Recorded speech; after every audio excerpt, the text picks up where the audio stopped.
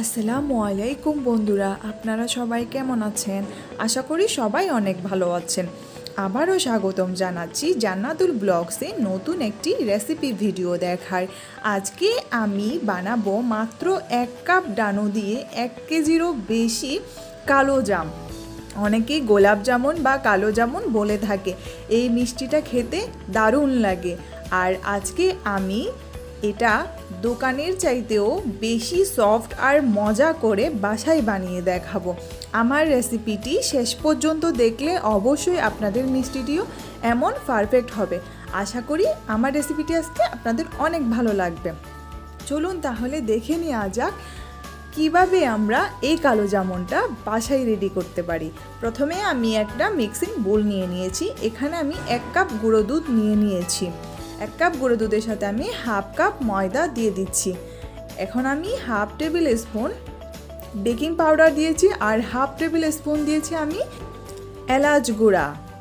এখন আমি পাশে একটা ভুলে একটা ডিম নিয়ে নিয়েছি। ডিমটা আমি কাঁটা চামচের সাহায্যে ভালোভাবে ফেটিয়ে নিচ্ছি।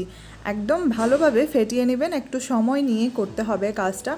এখন আমি শুকনো উপকরণগুলো মিক্স করে নিচ্ছি। আপনারা এই পর্যায়ে বাটার বা ঘি দিয়ে ভালোভাবে হাতের সাহায্যে মেখে নেবেন। আমি পরেই দিব বাটারটা, আপনারা চাইলে আগেও দিতে পারেন। এখন আমি একটু একটু করে ডিমটা দিয়ে হাতের সাহায্যে করে নিব।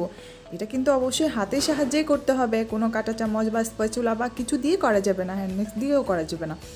এখন আমি পুরো ডিমটা দিয়ে দিলাম। আমার 1 কাপের জন্য মিডিয়াম সাইজের একটা ডিম লেগেছে। এটা অনেকটা স্টিকি হবে, ভয় পাওয়ার কিছু নেই।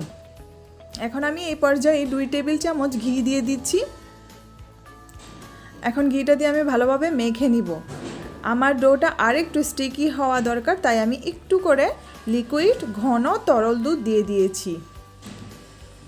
এটা স্টিকি হলে ভয়ের কিছু নেই, আপনি হাতটা ধুতে ধুতেই এটা অনেকটা শক্ত হয়ে যাবে।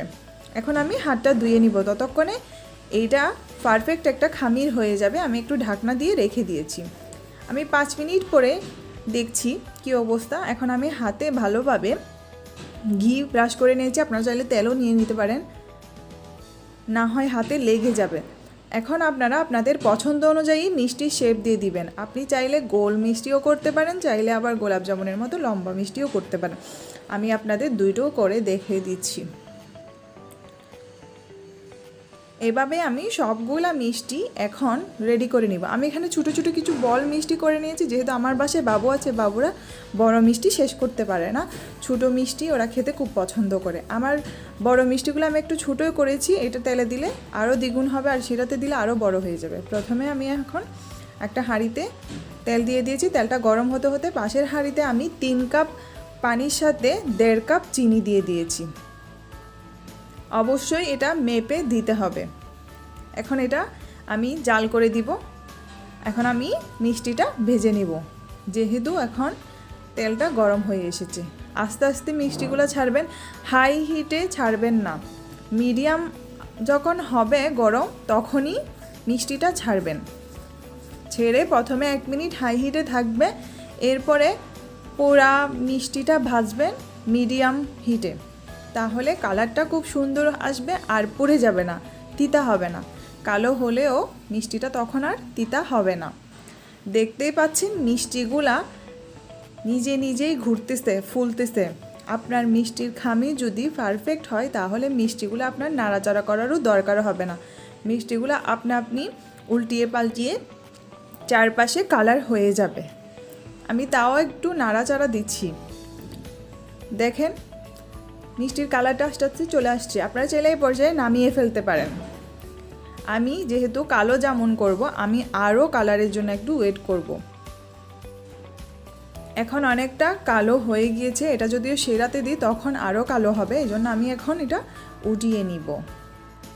এখন উঠিয়ে আমি সোজা ব্লক আসা সেই শিরার মধ্যে দিয়ে দিব। শিরাটা কোনো পাতলা ঘন কিছুই করতে হবে না, জাস্ট ব্লক আসলেই আপনি ওই সময় মিষ্টিটা ওখানে ছেড়ে দিবেন আর ঢাকনা দিয়ে 5-10 মিনিট রেখে দিবেন। আমি এখন ছোটো ছোটো বলের মিষ্টিগুলা একটু ভেজে নিব। এই মিষ্টিগুলা চাইলে আপনারা জর্দার ভাতের সাথেও পরিবেশন করতে পারেন। যেহেতু আমার বাবু জর্দার ভাত খাবে বলেছে, তাই আমি ওর জন্য আলাদা করে ছোটো ছোটো কিছু বল মিষ্টি করেছি। আমার 1 কাপ গুঁড়া দুধে প্রায় 14টা হয়েছে, আর বল মিষ্টি হয়েছে অনেকগুলা। আপনার যদি সবগুলাই বড় করতে চান তাহলে 16টা 18টা হতেও পারে। ছোটো সাইজের করবেন, এগুলো যেহেতু তেলে দিলেও বড় হয়, আবার হচ্ছে শিরাতে দিলে আরও বড় হয়। এখন আমি এটা 10 মিনিট পর্যন্ত মিডিয়াম আঁচে জাল করব। আমার মিষ্টিটা রেডি হয়ে গিয়েছে। 10 মিনিট পর আমি পরিবেশন করে দেখাচ্ছি আপনাদের সবগুলা মিষ্টি কতটা ফ্লাপি হয়েছে। তাই বলবো, মিষ্টি যখন শেপ দিবেন ওই সময় অনেকটা ছোটো করেই দেওয়ার চেষ্টা করবেন, তাহলে আপনার মিষ্টিটা পারফেক্টলি হবে। যদি বড় করতে চান তাহলে অনেক বড় হয়ে যাবে, মিষ্টি দেখতে সুন্দর লাগবে না, আর একটা মিষ্টি একজনের পক্ষে খাওয়া সম্ভব হবে না তখন। আমি খুব সুন্দর করে আমার মিষ্টিটা পরিবেশন করে নিয়েছি। আশা করি আমার মিষ্টি রেসিপিটি আপনাদের ভালো লেগেছে। যদি আমার রেসিপিটি ভালো লেগে থাকে আমার চ্যানেলটি অবশ্যই সাবস্ক্রাইব করবেন, আর একটি লাইক দিবেন, আপনার পরিচিতদের সাথে শেয়ার করবেন। ভালো থাকবেন সবাই। আজকের মতো আমি এখানেই বিদায় নিব। আসসালামু আলাইকুম সবাইকে। আল্লাহ হাফেজ।